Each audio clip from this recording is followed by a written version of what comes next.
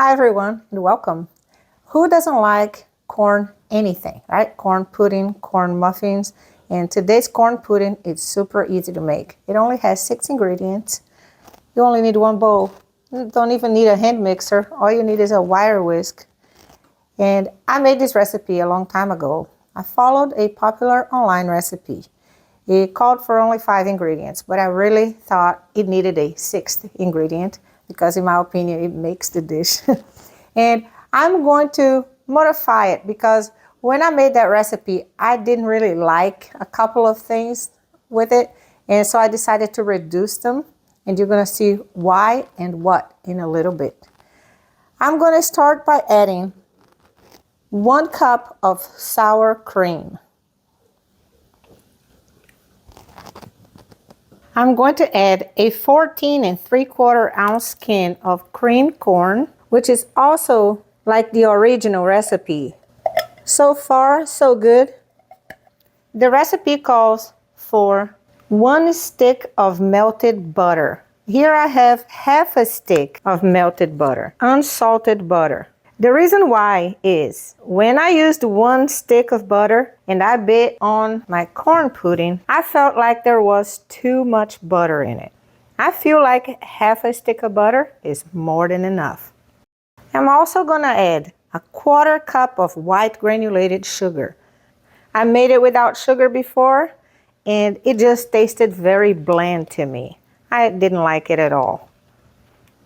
The online recipe I followed back then called for a large can of whole kernel corn, but I thought it was too much.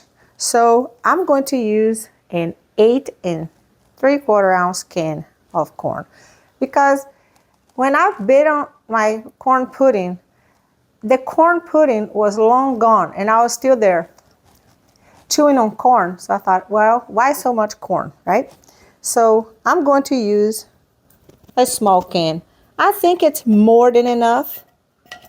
I really do. You don't need a whole can. It's not much pudding here.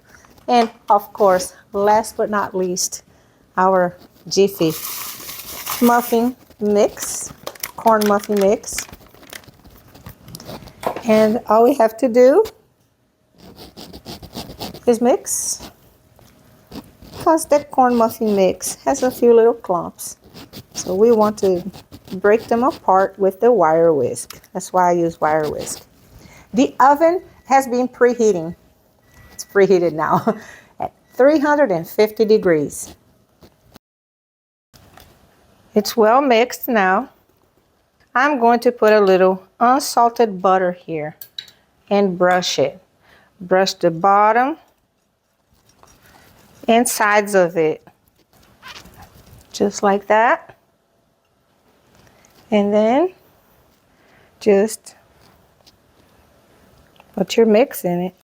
This casserole dish is roughly 7 by 11 by 2 inches. Spread a little bit. And I'm going to bake this for 45 minutes to 1 hour, depending on how brown it gets and when the toothpick inserted comes out clean.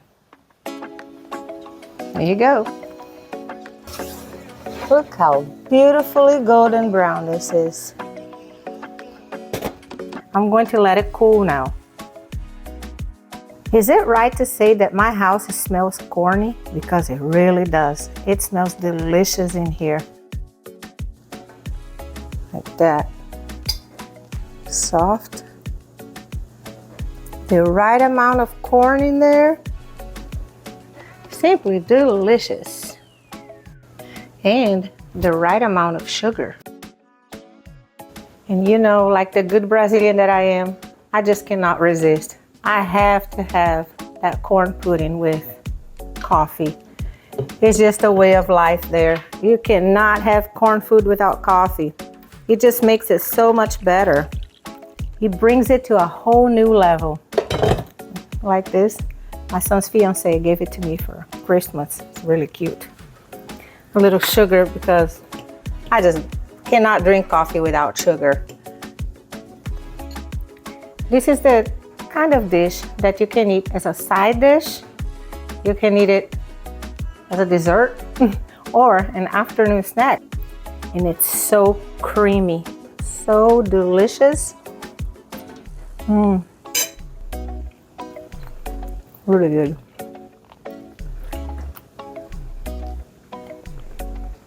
Can't go wrong with that. Well, I hope you try my recipe or my take on that recipe. Thank you for watching.